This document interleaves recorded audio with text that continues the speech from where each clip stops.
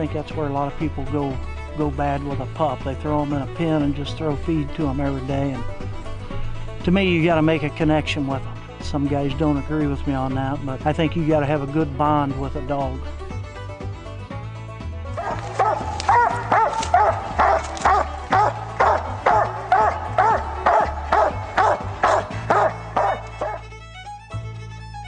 It's real simple, I think, with a pup, and a lot of people don't understand it. When a pup is ready to start, it will start. You can't force a pup to start, and you can't force a pup to treat. It has to do it on its own.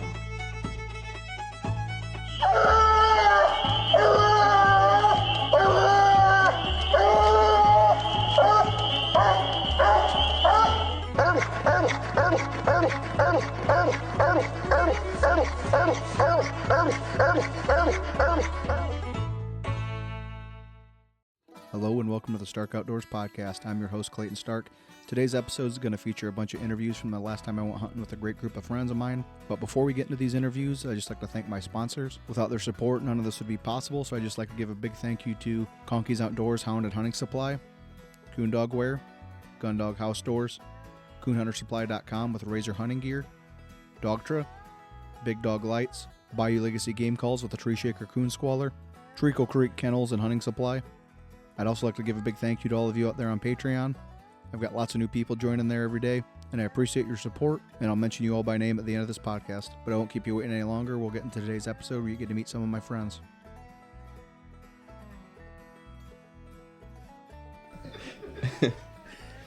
You ready? Yeah, I'm good. You just want to start off by introducing yourself? I can. My name's Casey Maggard. So what dog are you hunting tonight? Oh, I got two, Little Lacey and Raising Cane. So when did you start coon hunting? Oh, that's a good question. I don't know. I guess, shoot, I've been hunting ever since I was big enough to go, you know. I remember walking the trees and being carried by my uncles, you know, so at least 20, 25 years ago, I guess. Is that who got you into it then, your uncles? Yeah, my dad hunted some, but mainly my uncles. It's kind of a family tradition, you know. What did you hunt with walkers back then too, or? No, really, we had red bones. No, yeah. Started out with red bones, yeah. I guess the first dog I had was a red bone, and then as I got older, you know, we kind of switched to hunting walkers. Do you remember how the red dogs are bred? Yeah, I guess it all went back to Harold Hoffmeister's stuff. Okay. Rusty Red and all that. Did you just start pleasure hunting for the most part when you first started getting into it, since you started so young, I assume? Oh, yeah. My uncles went to some UKC hunts here and there, you know, and I got to go with them, sit in the truck most of the time. Every once in a while I got to walk along, but yeah, basically just pleasure hunting. When did you start competition hunting? I guess first cast I went to, or I remember I was probably 11 or 12. It was a Shriner's benefit hunt over at the house, but. Do you remember what dog you're hunting? Yeah, it was a walker pup. He was about 18 months old. I can't remember what he was out of, but I actually won that cast, so yeah, well, that's good. Made it a lot better, yeah. Did anyone teach you how it worked, or did you just kind of go and? Just spectating, you know, and asking my uncles questions and stuff, and yeah, which we were always into it, you know. That was kind of the talk around the table, you know, eating dinner or whatever was about dogs going to hunts or stuff like that, looking at Coonhound bloodlines, magazines, and all that. You said you were like 12 or 13 when you first started? Yeah. When did you start really, I guess, pushing dogs, hunting harder in the hunts? I went to some hunts here and there, you know, through high school and stuff like that. Once I got into college, I had to move to Lexington, and I quit for a while. But before that, I went to a few, nothing serious. But I guess once I got out of college, you know, and got to working and able to get back to hunting, we started going to some hunts, and then it kind of carried on to what it is now. Yeah. The Lacey dog you got, is that the one you probably have won the most with? Yeah, for me anyway, which we had a dog named Late Round Bound, you know, he was good to us, so I mainly just pleasure hunted him. I went to a few hunts here and there, took him, but I guess he probably won around 60,000, but that's still pretty good. Pretty nice hound, yeah. When was that, you say? That would have been probably, I guess, 2016. Okay. Around there, yeah. So you want to talk about how you got to own Lacey then? Yeah, I guess we got her I guess it was probably around the end of September in 2020. She was about 17 months old. Right at the end of October, it was after her fall 1-year-old Super Stakes. Actually, JR and I drew her at the Labor Day Classic, and she looked good that cast.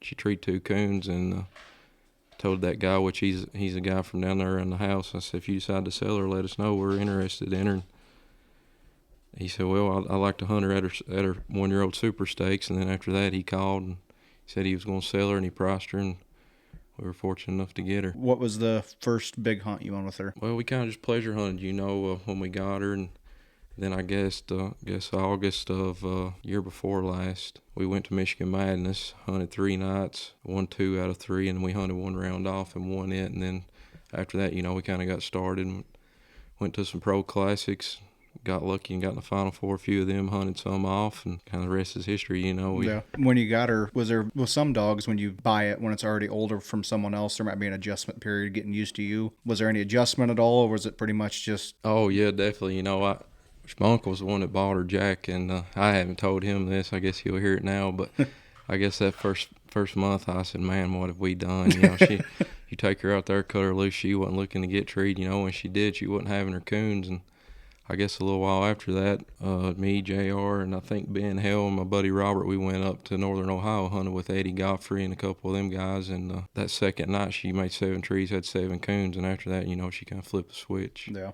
I just wonder, because that's a lot of times if a dog gets even just sold once, they kind of forget everything, or they might not feel comfortable with. Some of them don't. They don't care. But more, in my experience, more times than not, there's usually at least some period of adjustment, whether it's new owner or new area. Because where did you say that guy was close to you, right? Yeah, his name's Claude Martin Jr. He's a great guy. He's mainly a pleasure hunter. He lives down there around me, southeast Kentucky, and he actually drives up, I guess, southern Indiana, and he hunts almost every weekend. That's what he lives to do. He loves it. So do a lot of people from your area, they probably have to drive north to get into a lot of good hunting? Yeah. I mean, if you're serious about it or dedicated, or, just enjoy going on the weekends, you got to travel, at least a couple hours to get in some flat ground, tree some coons. Yeah. Most people I've talked to from that area, they say they might be able to tree 1 or 2, but if you want to recast and spend a good long night, you usually have to travel somewhere to do it. Yeah, you gotta have extra gear to hunt around the house. That's for sure. Yeah, I imagine, especially if the dog hunts very wide or coon aren't moving very well. Yeah, I guess the last 2 years I've hunted right there around the house twice, and that was a couple of weeks ago. I turned Kane loose 2 nights. One night he treed a coon. The next night, I think he covered 9 miles before he got treed. And he's on a den, but yeah, I got my fix of it for a little while. Yeah. That would be pretty rough. Could you drive to him at all, or is it pretty much? Yeah, I was able to get 280 yards from him, but it took me 55 minutes to get to him. That'd be rough. Is it pretty muddy where you're at right now too? Oh yeah, we've had a lot of rain. I imagine it's probably a sloppy, hilly mess. Because I just hunted in South Carolina, and even down there it wasn't as muddy as it is here, but it was still. Yeah. I think about all over the country right now it's pretty. Yeah, we went down sloppy. to Louisiana a couple of weeks ago, and it's pretty wet down there too. Yeah, but hopefully we get guided into some decent spots tonight. I think so. Yeah, I got faith in these guys. Yeah, I guess going back to, you said you're hunting Lacey tonight, and what's the other one? Raising Cane. What's Lacey out of? Lacey's off Willy, and her mommy's off Trick Magic. Okay, she's a litter mate to Doc Holliday dog. He won. I guess he won the fall 1-year-old. So, that litter's been pretty successful. Yeah. Do you want to just go over what all she's won since you've had her? Yeah. We won 2022 fall super stakes and 2021. Those are 2 and 3-year-olds. I won the 2-year-olds, and Eric Pyatt hunter and the 3-year-olds, and she won it. Last year, Pro Sport had that $50,000 swag hunt in Lebanon, Kentucky. We got 2nd place in it. Final 4 of the Roastineers Classic in Lebanon. Top 16 twice at the Jarvis Humphreys hunt. I got her in the top 16 of a Pro Sport truck hunt and several Pro Classics. We got in the Final 4. She's got about right at 89,000 PKC, and then, counting some invitational hunts, and I guess she got in the Final 4 of the AKC World Hunt too. Eric got her in that, so she's right around about 125,000 total. Did you say how old she is? Yeah, she just turned 4. So I thought she was younger. Yeah. She's done quite a bit of winning. Yeah, that's really all been in the last, I guess, 18 months. Yeah, that's quite a bit in a short amount of time. Is that pretty much the only dog you're hunting right now in the hunts, or you pushing the other one too? Yeah, we got Kane too. Me and Eric, we just kind of switch in and out. it just kind of depends on what's going on, you know. Like Lacey, she's been in heat, you know, I've had her, or we just switch out, just whatever works. Depends on the hunts and schedules and all that. Have you bred her at all? Yeah, she's been bred once. So yeah, she was bred to a guy down in Georgia, Lena's Hall, an ice cold bud. Okay. How old are those pups? They're 9 months old. Okay. Yeah. So they're still. Yeah, getting some good reports on them though. I think 3 right now that I know of is treeing coons. So That's good. Do you have any plans on breeding her anymore in the future? Or? we'll just see. You know, I think right now, you know, we'd rather coon hunt her. Yeah, that's what I figured. If she's only 4, I mean, there's still plenty of time to hunt her and breed her both. Yeah, we'll see what happens down the road. I wouldn't mind to. You know, I would like to think she's going to reproduce. You know, I know if she marked these pups good, they all sound like her, look like her. So, what is her hunt style like? I mean, you know, you cut her loose and she gets her mouth open good. She about always got a coon. You know, she's going to be by herself. She moves good. You know, she ain't going to tree with another dog. For example, you know, 2 dogs running a track here. One beats her on a tree. She's gone. She don't want nothing to do with it. But yeah, I mean, she ain't straight line hunting dog. You know, she might be 6/10 over here tree, but next time you look at your Garmin, she might be 400 behind you. You know. Yeah. She's just working the area. Yeah, she ain't going out hunt her mouth. That's kind of what I like about her. But she goes hunting plenty good enough. Is there any times a year she really shines more than others, or pretty consistent? She's pretty consistent. You know, that's actually Eric and myself was having that conversation. You know, we always say the good ones they should look good year round. Yeah. And the people I've talked to, that's kind of the way it is. If they're consistently winning, it's because they're good all the time. Because all these hunts, they have them all times a year, all different types of terrain. Yep. So I mean, it could be in a coon zoo where there's just one every 100 feet, or it could be they really have to work and go find one. Absolutely. That's good to hear. Yeah, I mean, I hate to brag on her. We may go out here tonight. She may not tree a coon, but you know, we've had her from Michigan to Louisiana, and she's treed coons all in between, and proof she can win. Yeah, might have to do some swimming tonight. The way it looked driving. So what's the other dog out of your hunting? Kane, he's off Willy, and his mommy's off Mojo Mason. Have you been putting him in many hunts yet? Eric's hunted him more than I have. You know, I've kind of just had him back here, really coon hunting him here and there. I think he's got about 28 or 29,001. I got him in the Final Four that roasted ears hunt. Eric got Lacey in the Final Four, and I got Kane in. But yeah, I mean, he's year before last, I doubled him up at the World the first night I hunted him. Eric doubled him up at the Spring 2-year-olds, doubled him up at Nationals. We ain't really took him to that many hunts, but yeah, is it just those 2 for the most part then? Yeah, for the most part, yeah. I mean, it'd probably be hard to have much more than that to keep him going and then also run the road and put him in hunts. Oh, absolutely. Is it just you and Eric pretty much hunting your dogs? Yeah. Yeah, which my Uncle Jack, you know, he owns them. He's good to us. He treats me like his own, and he don't really say no, you know, but he leaves it up to us. Do you start very many pups? No, that's one thing, you know, I ain't really got the patience for one, but and where I live at too, you know, it's pretty hard, you know. If you were that dedicated and trained a pup, you'd have $1 million in it before you got it up and going, you know. So we kind of prefer something that's pretty well started at least, yeah. Which I can understand that, because if in a place like that, it would be very, very rough getting one started. Yeah. Compared to somewhere like here. I'm not saying it's easy, but it's a lot easier. You gotta be dedicated to it. You know, that's one thing I say about JR. You know, all these dogs he's got, you know, he's pretty much raised and started all of them, trained them. That's pretty impressive. Yeah. You got any hunts coming up you're gonna be putting her in? I guess, you know, we're gonna focus on nationals and TOC. Other than that, you know, we just go here and there. We don't really try to hit a hunt every weekend. You know, we're kind of choosy about where we go, which it's hard to go to hunt and work too, you know. So. Yeah, and already won quite a bit, so it's you can be choosy at that point. Yeah, I mean, she's been good to us, you know. So as long as she keeps paying her way, we'll keep going. Yeah. Well, thank you for doing the interview. Yeah, man, I appreciate it. Yeah, appreciate the opportunity.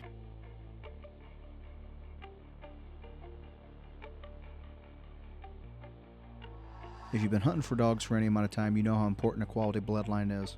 So in the future, when choosing a stud dog, keep these dogs in mind. Dual Grand Champion, PKC Silver Champion, Brockman's Blue Buzz. Buzz is owned by Mark Brockman and Duncan Brothers. and they're located in Bardstown, Kentucky. The next dog on our stud list is AKC World Champion, Platinum Champion Davis's Rosedale Frogger, and he's owned by Birchall Davis Jr., located in Mark Center, Ohio. The next dog on our list is PKC Gold Champion, UKC Dual Grand Champion, Buck Creek Croson, and Croson is owned by Chuck Dunlap of Fraziesburg, Ohio. And you can actually see these stud ads in my videos. So if you want to see what these dogs look like, make sure you check out the videos, and you can reach out to their owners on Facebook and contact them on there as well. And if you're interested in advertising your stud dog, kennel, or business on my social media platforms, just reach out to me and we can work something out. Now, time to get back to the interviews.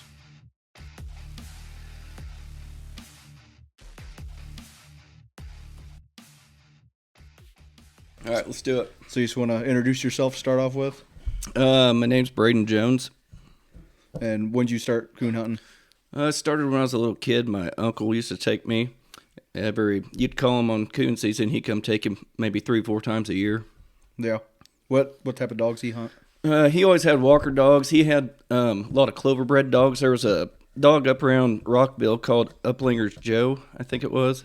And a bunch of people had pups out of him. He had a female named Star that I remember hunting with a lot when I was younger. Did you just pleasure hunt from the beginning pretty much? Yeah, pretty much. When I started hunting, my brother, actually, my mom would make me drag him around and his buddies. So I really wasn't into it until I got about 18. And then I got a dog from a guy there around the house, and he was an English dog. And he'd tree coons, and then I started getting into it. And then I got a dog he was out of Riverbend Style. His name was Balmer, and he started pretty young for me. I bought him when he was 9 months old, and the first night I took him to the woods, he got treed with an old dog. And he was a good one. He was a little trashy, a little wild, but he'd treat the crap out of coons. Yeah. And we didn't do much competition hunting back then. And I'd say if we did, a litter mate brother to him was that Snoopy dog that Larry Raines and Jeff McCallum had. And they got the final, the 1-year-old Super Stakes, but he never really got a chance. And I think he probably died when he was about 7.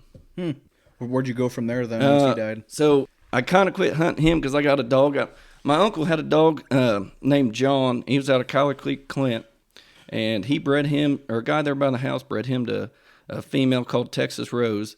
And I got a puppy named Boom out of him. And he started really young too. And actually, I think when he was about 3, we started running the hunts. Okay. And we ended up when we were, we broke the Indiana state race record with him. But Buzzman, Judas Bowling, actually beat us that year. And then I think we only ended up winning about $10,000 with him, and he ended up dying.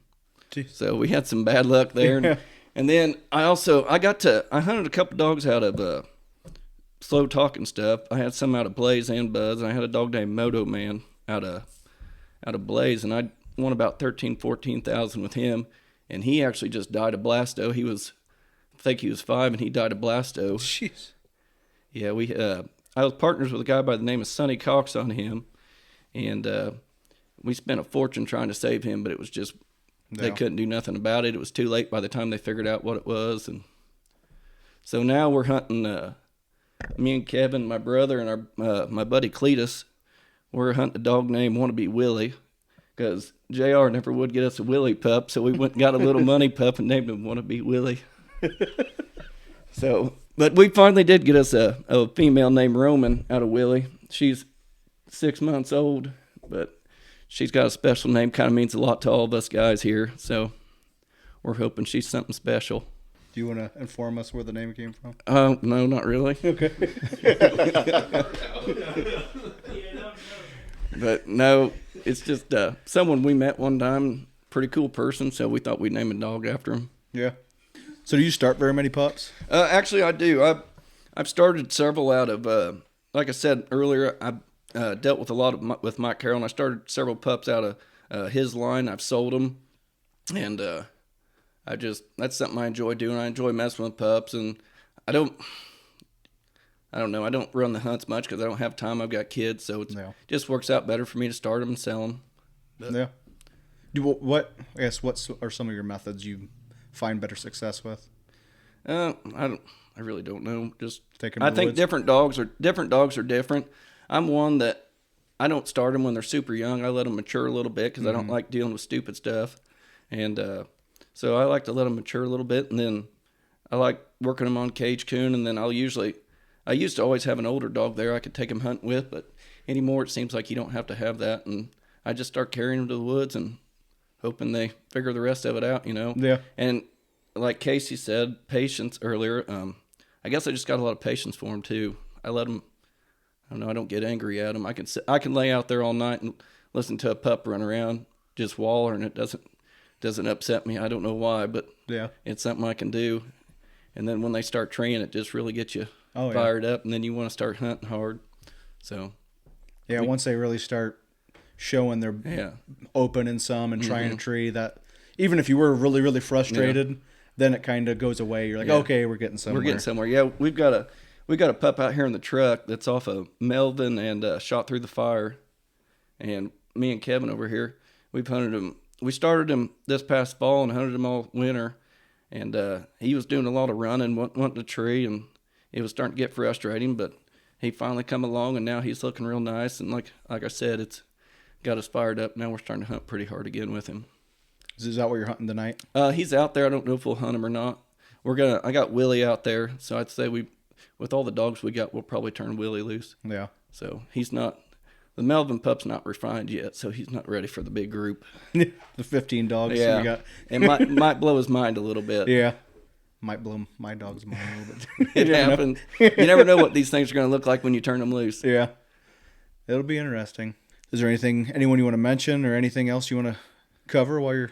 Give a shout out to my brother Brian and our buddy Clayton, who couldn't be here with us today. They're too good for us. All right.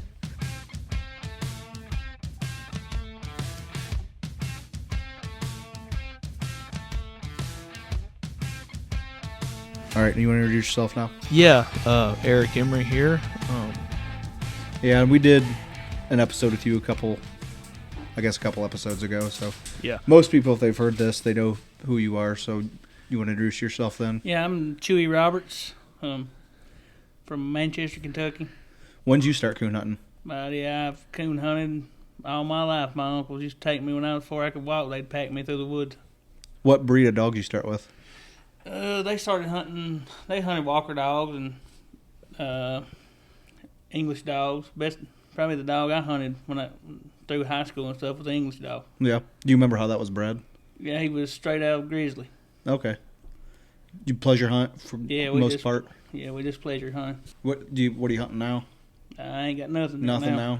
No. Nothing wrong with that. I got a Willy pup, but he ain't old enough yet. Yeah.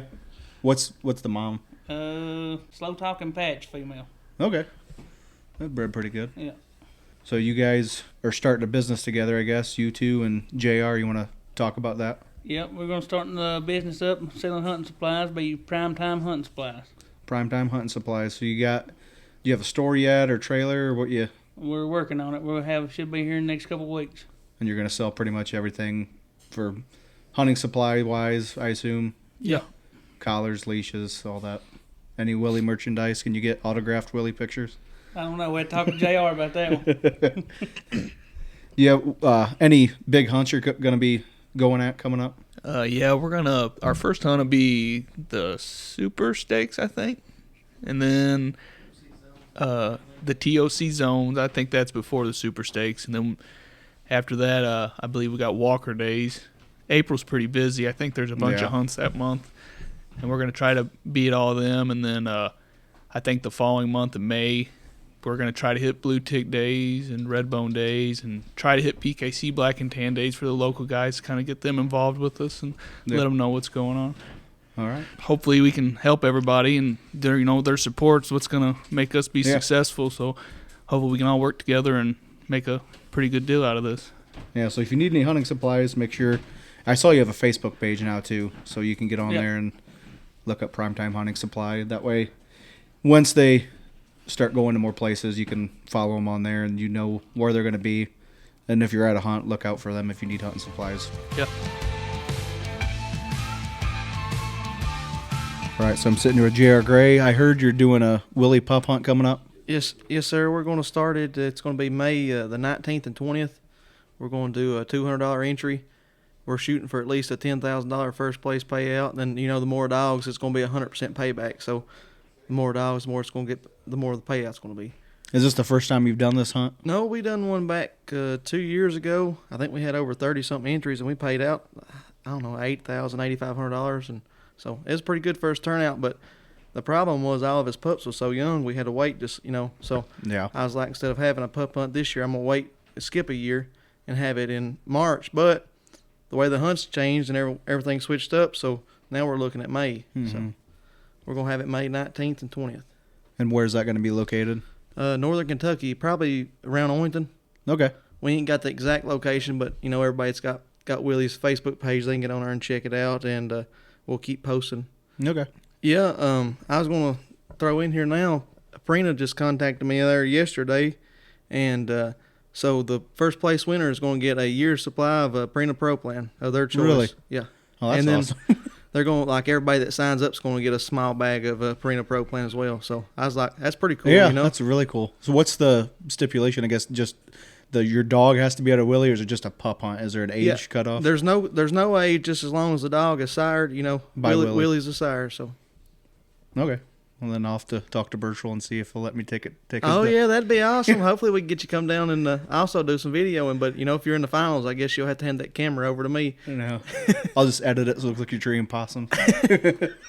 No, but I would really love to be there, but it just depends on when my wife goes into labor. That'd be pretty close, right? Yeah. But the way the last couple kids we've had, she's went a few weeks earlier. So I'm assuming I think it's May 13th is her due date. So it'll probably happen when I'm in the final cast of the Tournament of Champions. That's probably what's going to start happening. Well, last year, if it wasn't, I had a little girl, March 23rd, and she was due the Saturday of Tournament of Champions. Yeah. So, if it hadn't been for her coming early, I wouldn't have been at the Super Stakes or the Tournament of Champions. So everything happens for a reason. So. Yeah. I'll know when that time comes, I guess, if I can be there or not. Oh, yeah. And if my wife is okay with me going to go coon not that close, but we'll see. All right, man. Well, I appreciate you getting on here and talk to us. Yeah. Sounds good.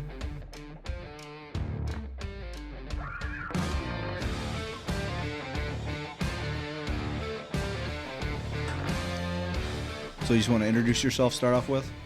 James Allen. So when did you start coon hunting? I guess it was about 2019. Okay. So how'd you get into it? I went to a few hunts with JR and them and got to liking it pretty good. And he hooked me up with a dog out of Willy. It was a 2-year-old. His name was Ace. I hunted him for a little while. Did you just competition hunt, pleasure hunt? I started out pleasure hunting. I never did competition on him, no. So what are you hunting now? I'm hunting a 18-month-old pup out of Willy, and the female is a full litter mate to Little Money. This is bred pretty good then. Have you had it since it was a puppy, or did you get it when it was older? Or? No, I've had him about 2 months, I guess. Okay. Was he running and treeing when you got him then, I assume? Yeah, he's coming along pretty good. I think he may make something pretty good. All right, so that's what you're hunting tonight then? Yeah. All right.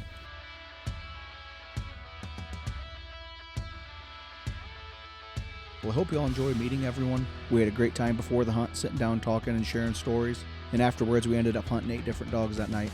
And the video to that's up on YouTube. It was a great time, and I really think you'll like that video, and I hope you enjoyed this podcast. And now I'd like to thank all my subscribers on Patreon. I really appreciate all your support, and it's nice getting to have one-on-one interaction with you on there. So I'd like to say a big thank you to Adam, Jesse, Jake, Johnny, Kevin, Justin, JR, Kevin, Gage, Aaron, Trey, Alexander, Sally, Gray, John, Austin, Brent, Thomas, Brian, James, Nick, Jose, Matthew, Dalton, Chase, David, Joel, Tyler, Noah, Riley, Nathan, Ryan, Kevin, Doug, Austin, Micah, Gregory, Drell, Brandon, Michael, Nelson, Tyler, Brody, Tom, Bobby, Mark, Dana, Brian, Colton, and Nathan. Thank you all for your support, and as you can tell, this list has been growing quite a bit, so I really appreciate all of you out there joining out there.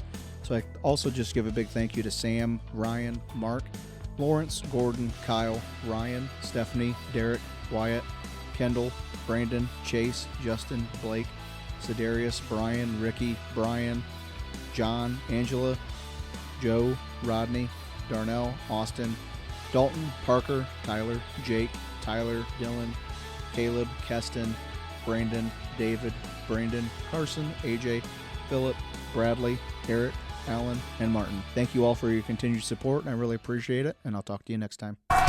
He ended up treeing 7/10 of a mile. I had my light on coming in, and he had another coon, so turned him loose 3 times. He had 3 coons.